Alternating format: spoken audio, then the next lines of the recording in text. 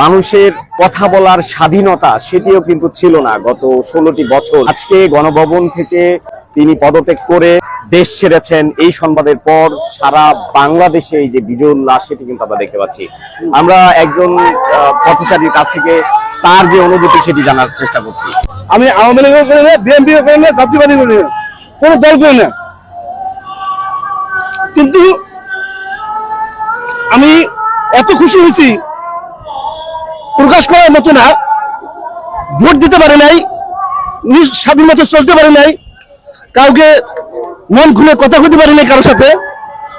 তো আজকে আমরা খুব খুশি, এত খুশি যে প্রকাশ করার মতো না। যে পরিস্থিতিতে ছিলাম ভাই, প্রকাশ করার মতো না। এখন এই মুহূর্তে আমি খুব খুশি, রাজাকারের মতো দেশে ছিলাম।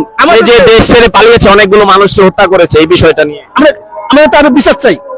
সে যে পালাইতে দেওয়া ঠিক হয়েছিল না, তাকে অ্যারেস্ট করা উচিত ছিল, ফিরে আনার চেষ্টা করতে হবে তাকে।